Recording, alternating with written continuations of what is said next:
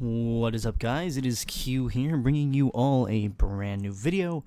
Today we are back on Modern Warfare again. I know I said I wasn't exactly sure what I would be recording today, but I decided Modern Warfare was the one I wanted to do when I started planning out the rest of the week, and this one might be a little bit of a short video because we're just going to be taking a look at something that might become a regular thing, and that is kind of the gun sins and gun wins of popular games. And today we're going to be taking a look at none other than the Striker 45 and what exactly is wrong with it. So we're going to be going into what I call my test mode, and we're going to be going ahead and going to a simple map to show exactly what's kind of wonky with the Striker compared to something like, say, the MP5, as it does have some kind of interesting issues. I have never seen that map, actually. We're going to go to Atrium because it is a simple map, of course. So we are going to go ahead and we're going to make a quick class here. We're going to just use a basic Striker and a basic MP5. We're going to set our lethal as a C4 for both classes, just for ease of resetting ourselves, quote unquote. So we'll hop into this, and we'll talk about the Striker 45 a little bit. Now, the Striker 45 was, of course, added here in Season 2, and I was very excited to see it. And it's kind of a very interesting hybrid weapon, because a lot of people are saying it's based off of the UMP-45, a lot of people are saying it's based off of the LWRC, and in reality, it's based off of both. So the Striker 45, when you get in game, obviously is it's a submachine gun chambered in 45 ACP, 25 rounds. That's right. So when we fire, it has a pretty low fire rate, right around 600 rounds a minute. The standard reload is pretty basic. You just kind of hold one mag in your hand, use the paddle release. Now the issue comes with the charging handle. Now when you fire on an empty magazine, pay attention to the charging handle and what happens to it when I run out of ammo. Did you see it? It just kind of magically moved backwards. And then when I hit the bolt release, it moves forward. Now, of course, this is something that doesn't exactly quite happen, especially since both the UMP and the LWRC have non-reciprocating bolt handles. Now, non-reciprocating bolt/charging handles. Very similar to the MP5. As you notice, its charging handle does not move unless we move it.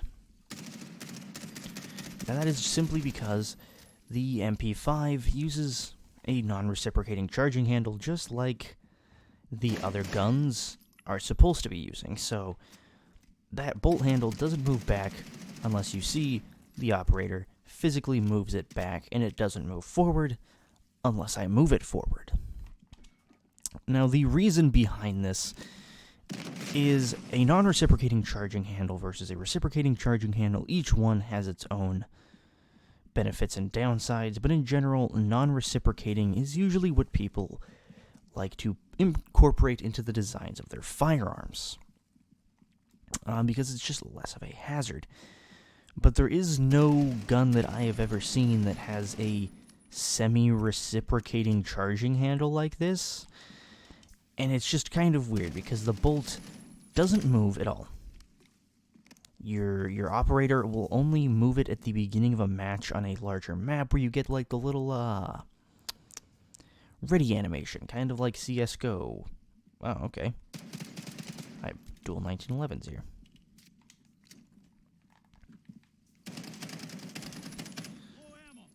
And it's just kind of a very odd thing. Now if you empty the entire gun, as you can see, the charging handle still stays back, or still stays forward. It doesn't move back. If you look when I'm emoting, the charging handle is still forward. It's only when you start reloading does the charging handle just kind of magically slurp back, compared to the MP5, which only moves back correctly when the operator moves it back. And if we, say, mag dump this entire thing 3 times, and we get a feel for the fact that, yeah, it doesn't move. Look, it doesn't move back because it physically can't. There's no real way to design a system to where you have a charging handle that doesn't reciprocate until you run out of ammo. It's just not a thing.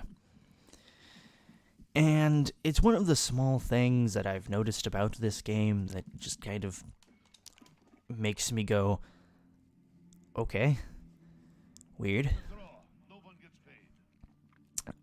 But I have some suspicions of why that happens, and it's based off of the Striker 45 reload animations.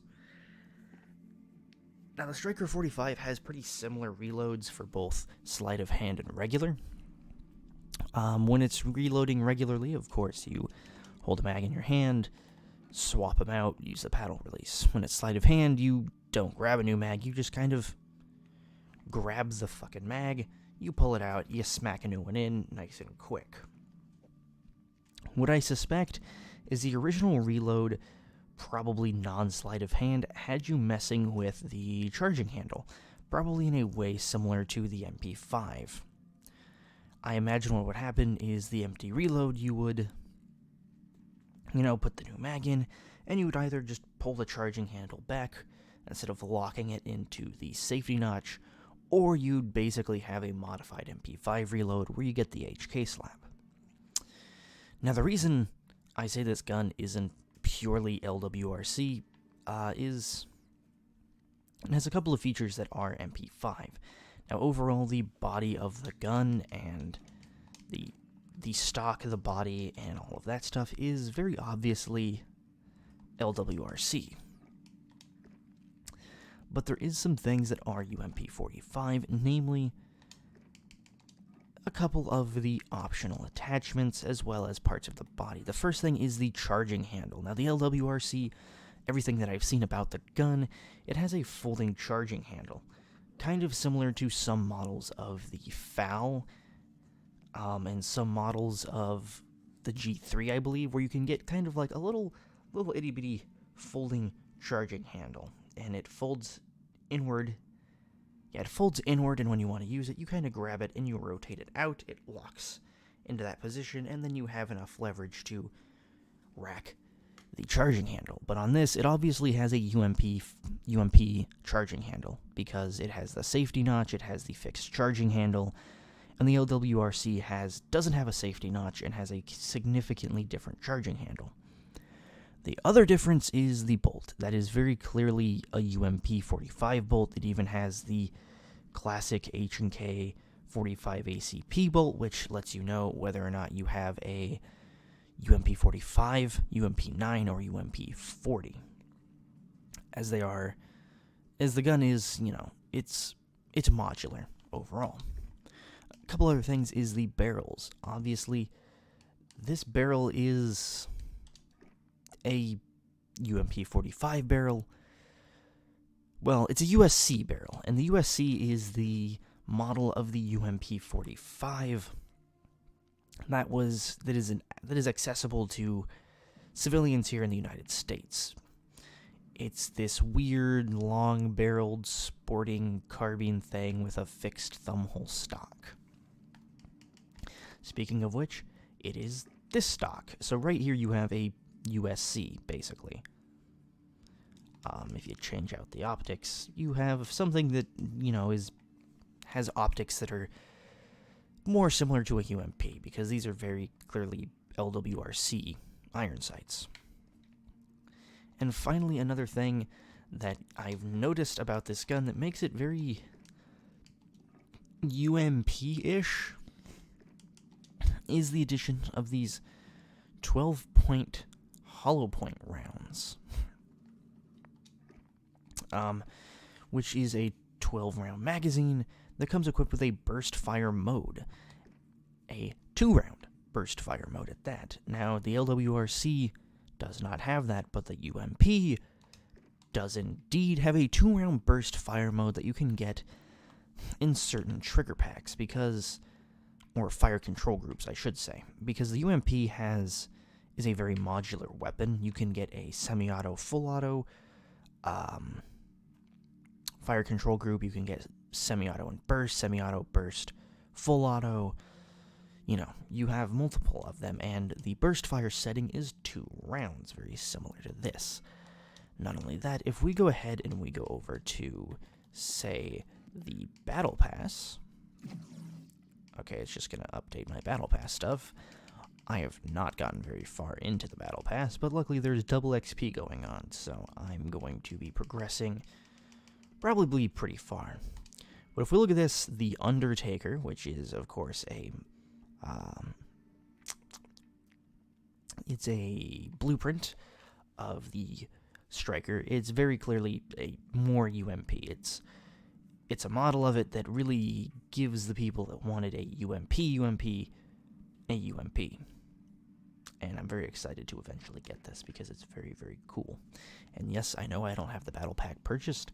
That's because I'm saving up for the COD points, because once I unlock this, I can simply go over here and get the Season 2 Battle Pass. Wait, that's the bundle. It's somewhere in here. I thought that was a skin of someone right there in the background, but no, clearly not. But yeah, that is kind of my first episode here about kind of gun sins. About certain guns, because they obviously did their research quite well. For a lot of these guns, but there's still some issues. But I will be doing kind of a series that will be taking a look at certain guns that have issues, or I think do things well. So it's going to be kind of a gun sins and gun wins. This one is, of course, gun sins, because there is the issue of the charging handle. But anyway, that wraps this up. This has been probably a little bit of a shorter video, and if you guys were wanting a little bit of a longer one, I apologize, because, well, quite simply, this planned video was not planned to be a long one, because it was just a simple thing that I wanted to throw out there. I think it lends itself well to its own video, because I don't really want to throw any other weapons in, because I don't want to make this a longer video, and I think each time I do this, it will be focused on a single weapon. But anyway, guys, thank you so much for watching and for making it to the end if you have. If you're interested in keeping this channel growing and alive and helping to support me in making this my full-time job and improving content here, you can go ahead and go down to the link in the description below and support me on Patreon. You can support me for as little as $1 a month, and every little bit counts. I have a thing going right now. Currently, as it stands, I have no Patreons, which I understand. I'm a very small channel and I'm unproven. But once we make it to, I believe it's 25 Patreons, I'll be doing a Q&A that will be open to everyone, because I think that closing it off to just the patrons would be a little bit funky. It'll probably be a live Q&A from the comments section. I'll probably do a video and just, hey, you know, this is the thing for Q&A, and will be pretty much an AMA. Ask me anything, and I will probably answer it. So, there's a reason to support me, I guess.